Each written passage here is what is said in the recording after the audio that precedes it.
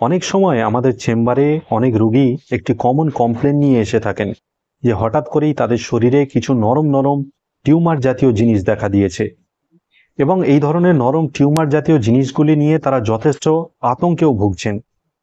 সেই জন্য আজকের এই ভিডিওতে এই রকম নরম নরম টিউমার জাতীয় জিনিসগুলি আসলে কি, এগুলিকে কি বলে এবং এগুলির কি কি চিকিৎসা আছে বা এগুলি কতটা ক্ষতিকারক হতে পারে এই বিষয় নিয়ে আলোচনা করব।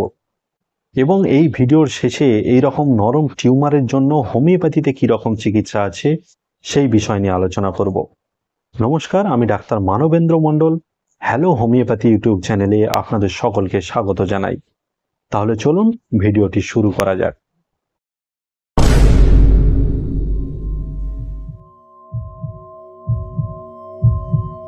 প্রথমেই বলে রাখি, এই রকম নরম নরম টিউমারের মতো দেখতে জিনিসগুলি আসলে টিউমারই নয়, এগুলিকে লাইপোমা বলা হয়ে থাকে। এই লাইপোমা আসলে হলো এক ধরনের ফ্যাটি লাম্প বা চর্বির দলা। এই লাইপোমা আমাদের শরীরের যে কোনো জায়গাতেই হতে পারে। যেহেতু এই ধরনের লাইপোমাগুলি চামড়ার নিচেই হয়ে থাকে, সেই জন্য এই ধরনের লাইপোমাগুলি সহজেই অন্যের চোখে পড়ে যায় এবং সাধারণ মানুষ এইগুলি দেখলেই বলে থাকেন যে তোমার কিন্তু টিউমার হয়েছে এবং এই টিউমার যদি না তুমি চিকিৎসা করো সেক্ষেত্রে তোমার কিন্তু ক্যান্সার হয়ে যেতে পারে।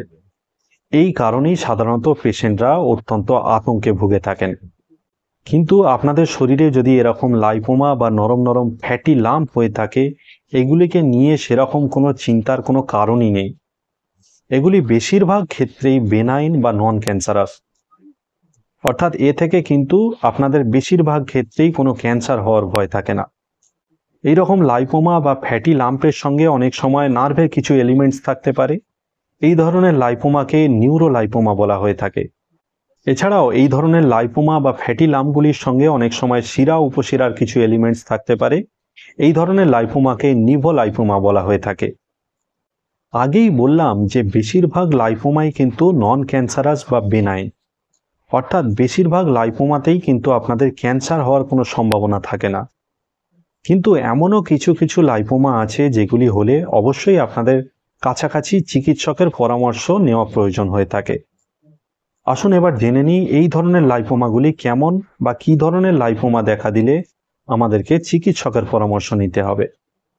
সাধারণত যেসব লাইপোমা 5 সেন্টিমিটারের থেকে বেশি বড় হয়ে থাকে, এই ধরনের লাইপোমা যদি দেখা দেয় তাহলে অবশ্যই আপনাদের কোনো কাছাকাছি চিকিৎসকের পরামর্শ নেওয়া প্রয়োজন। অথবা যে ধরনের লাইপোমায় দেখা যায় যে অত্যধিক যন্ত্রণা হচ্ছে এবং এই ধরনের যন্ত্রণা কিন্তু কন্টিনিউয়াসলি হয়ে চলেছে, এই ধরনের লাইপোমা দেখা দিলেও আপনাদের কিন্তু অবশ্যই চিকিৎসকের পরামর্শ নেওয়া প্রয়োজন হয়ে থাকে। আবার আরেক ধরনের লাইপোমা দেখা যায় যেটা তার আয়তনের জন্য অনেক সময় নার্ভের ওপর বা আমাদের শিরা ধমনীর ওপর প্রেসার ক্রিয়েট করে থাকে। এই ধরনের লাইপোমার ক্ষেত্রেও কিন্তু আপনাদের কাছাকাছি চিকিৎসকের পরামর্শ নেওয়া প্রয়োজন। এবার আসা যাক হোমিওপ্যাথি চিকিৎসায়, যে হোমিওপ্যাথিতে লাইপোমার জন্য কি ধরনের চিকিৎসা আছে।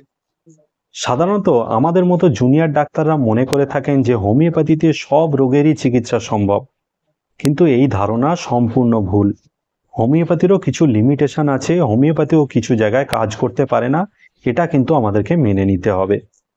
এই রকমই একটি ক্ষেত্র হলো লাইপোমা, যেখানে হোমিওপ্যাথি সেরকম কোনো কাজ দিতে পারে না।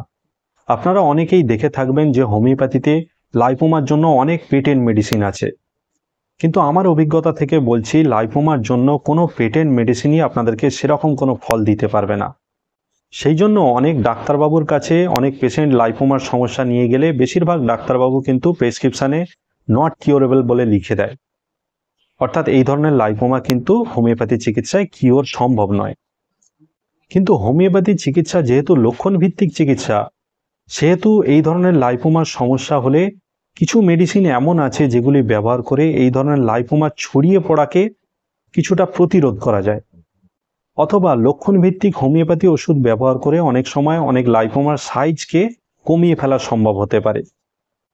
আজকের ভিডিওতে এরকমই দুটি হোমিওপ্যাথি মেডিসিন সম্পর্কে আলোচনা করব, যে মেডিসিনগুলি এই ধরনের লাইপোমার সমস্যাকে কিছুটা প্রতিরোধ করতে পারে বা অনেক সময় কমিয়ে আনতে পারে বা অনেক সময় ভালো হয়ে যাওয়ার সম্ভাবনা থাকতে পারে। এই রকমই একটি মেডিসিন হলো থুজা অক্সিডেন্টালিস। সাধারণত যাদের বংশে বাত অথবা হাঁপানির সমস্যা আছে, এই রকম রোগীদের যদি লাইপোমার সমস্যা দেখা দেয় এবং এই ধরনের রোগীরা মানসিকভাবে যদি অত্যন্ত বদ্ধমূল ধারণাগ্রস্ত হয়ে থাকেন, অর্থাৎ যে ধারণা এদের মাথায় একবার ঢুকবে সেই ধারণা কিন্তু চেঞ্জ করা খুব মুশকিল। এরা অনেক সময় কাল্পনিক বিষয়ে অত্যন্ত বিশ্বাসী হয়ে থাকেন। এরা যখন একা কোনো অন্ধকার ঘরে থাকেন তখন এরা অনেক সময় মনে করতে পারেন যে তার পাশে অচেনা অজানা কোনো লোক বসে আছে, অথবা এরা কখনো যদি একা একা হেঁটে হেঁটে কোথাও যান, এরা অনেক সময় মনে করতে পারেন যে এদের পিছনে হয়তো কেউ ধাওয়া করছে বা ফলো করছে। সেই জন্য অনেক সময়তেই এরা কিন্তু পিছন ঘুরে তাকিয়ে দেখেন। অনেক সময় আবার এরকম রোগীরা অত্যন্ত সূচিবায়ুগ্রস্ত হয়ে থাকেন। এই ধরনের মানসিকতা যুক্ত ব্যক্তিদের যদি এই ধরনের লাইপোমার সমস্যা দেখা দেয় এবং তার সাথে এদের শরীরের যে আনকভার্ড পার্ট, সেই সব পার্টে যদি বেশি ঘাম দেখা দেয়, অর্থাৎ এদের শরীরে যেসব কভার্ড পার্টগুলি থাকে সেই সব জায়গায় কিন্তু এদের বেশি ঘাম দেয় না, কিন্তু এদের শরীরের যে জায়গাগুলি আনকভার্ড থাকে সেই সব জায়গায় কিন্তু অত্যধিক ঘাম দিয়ে থাকে। এই ধরনের লক্ষণযুক্ত ব্যক্তিদের লাইপোমার সমস্যায় থুজা মেডিসিনটি 50 মিলিসিমাল পোটেন্সিতে রোজ সকালে খালি পেটে 10 ml করে কিছুদিন খেলেই এই ধরনের লাইপোমা কিন্তু আপনার কন্ট্রোল হয়ে যাবে, বা এই ধরনের লাইপোমা কিন্তু আপনাদের ছড়িয়ে পড়া থেকে আপনারা কিছুটা প্রতিরোধ করতে পারবেন। বা অনেক সময় দেখা যায় এই ধরনের লাইপোমাগুলি এই ওষুধ ব্যবহার করার পর আকারে কিছুটা ছোট হয়ে গেছে বা অনেক সময় ভালোও হয়ে যেতে দেখা যায়। এই রকমের লাইপোমা বা ফ্যাটি লাম্প হলে আরও একটি হোমিওপ্যাথি মেডিসিন যেটা সবচেয়ে বেশি ব্যবহৃত হয়ে থাকে সেটা হলো ক্যালকেরিয়া কার্ব। সাধারণত যেসব রোগীরা অত্যন্ত মোটা এবং থলথলে শরীরের হয়ে থাকেন এবং এদের যদি মাথায় অত্যধিক হারে ঘাম দেয়, এমনকি শোবার সময় এদের মাথার ঘামে বালিশ পর্যন্ত ভিজে যায়, এই ধরনের রোগীরা যদি ডিম খেতে অত্যন্ত পছন্দ করে থাকেন এবং এই রকম রোগীদের যদি ভূতের ভয় বা অন্ধকারের ভয় ভীতি দেখা যায়, এই রকম রোগীদের লাইপোমার সমস্যায় ক্যালকেরিয়া কার্ব মেডিসিনটি 50 মিলিসিমাল পোটেন্সিতে রোজ সকালে খালি পেটে 10 ml করে কিছুদিন খেলেই এই ধরনের লক্ষণযুক্ত রোগীদের লাইপোমার সমস্যা ধীরে ধীরে কমে আসবে, বা এই ধরনের রোগীদের শরীরে যেসব লাইপোমাগুলি দেখা দিয়েছে সেগুলি কিন্তু আর ছড়াবে না। তবে এই দুটি মেডিসিন ছাড়াও হোমিওপ্যাথিতে লাইপোমার জন্য আরও অনেকগুলি মেডিসিন ব্যবহৃত হয়ে থাকে। তবে সেই জন্য অবশ্যই আপনাদের কোনো ক্লাসিক্যাল চিকিৎসকের পরামর্শ নেওয়া প্রয়োজন, অথবা আপনারা আমার সঙ্গে সরাসরি হোয়াটসঅ্যাপে যোগাযোগ করতে পারেন। হোয়াটসঅ্যাপ নাম্বারটি আপনারা স্ক্রিনে দেখতে পাচ্ছেন।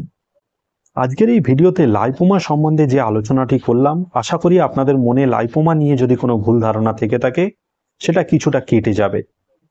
আজকের এই ভিডিও এখানেই শেষ করছি। পরবর্তীকালে এরকম একটি নতুন বিষয় নিয়ে আবারও আপনাদের সামনে আমি উপস্থিত হব। সবাই সুস্থ থাকবেন, ভালো থাকবেন, নিয়মিত শরীরচর্চা করবেন। ধন্যবাদ।